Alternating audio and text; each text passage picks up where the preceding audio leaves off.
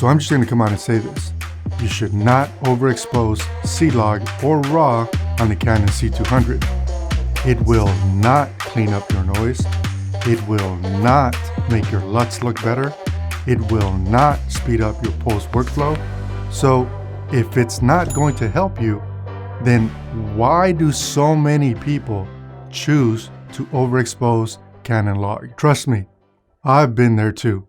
I get caught up in reading debates on the Facebook user forum, or binge watching YouTube videos, or doing a little bit of research and find myself deep diving into a variety of blog posts. And many of them suggest that you should overexpose the Canon sensors on the cinema cameras because they are light thirsty, so they need extra light.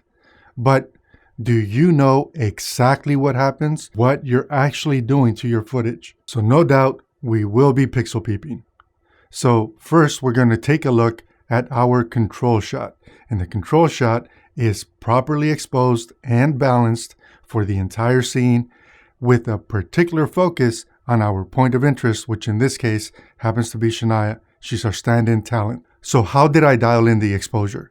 Well, I used a light meter, I used false color, and I used the camera's histogram to make sure that I was not clipping any highlights and also I was not crushing any shadows. And I paid particular attention to the bright side of Shania's face. No NDs and no filter of any kind on this lens. Her skin tone, texture, tonalities, and colors are spot on. There is something missing though. I don't see any noise. And you know what else I don't see? I don't see any problems with this clip. This is now one stop overexposed. And right away, I can see an exaggeration of color saturation. And that for me is a problem because it flat out changed the color of both her lips and her hair. It also took contrast away from the scene.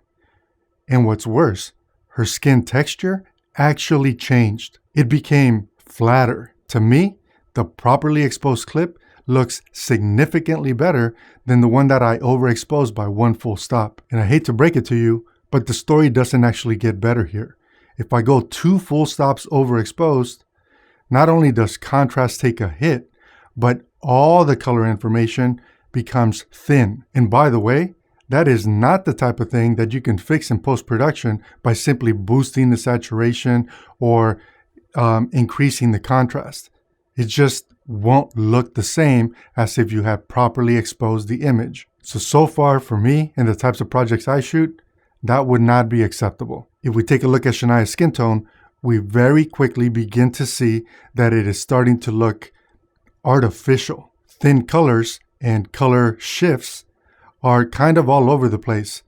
And if you take a look, it's affecting not only her lip color, but then also her hair color. And to make matters worse, it's exaggerating that natural shadow that happens underneath the eye. So if we put these side by side, the 2 stops over next to the properly exposed image, you very quickly see just how much more alive and better the properly exposed image is compared to overexposing by 2 stops. And not to beat on a dead horse or anything, but you also then very quickly see just how much you're hurting your image by overexposing by 2 stops.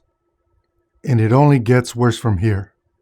At 3 stops over, the whole image begins to look a lot more plasticky. The color fidelity, it's been thinned out to the point where colors begin to look artificial and plasticky themselves. The saturation, it's exaggerated, and the contrast is taking a beating. And all of those issues end up affecting the talent by literally sucking out all the life out of her. There are many reasons why all of this actually matters. For me personally, it matters most because as a DP and director, I am being paid or hired to make sure that I deliver or capture every single piece or thing that the talent is able to bring to that project.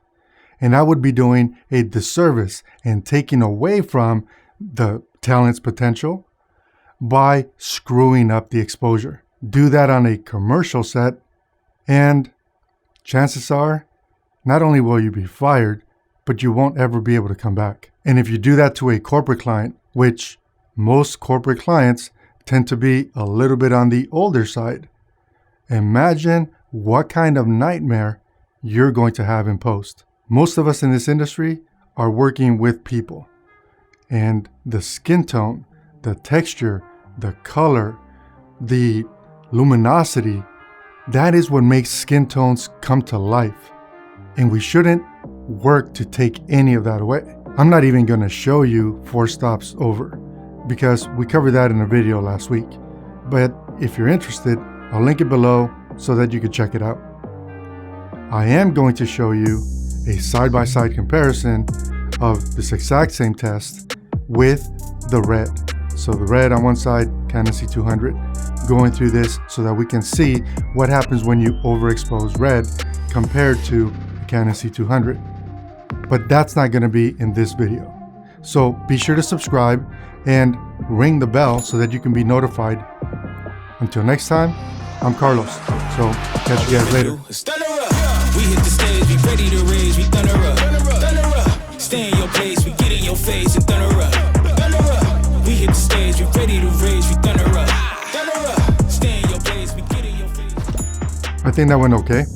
So be sure to let me know what you guys think in the comments below. And I'll catch you guys next week where we continue to explore and deep dive into the Canon C200. Take care.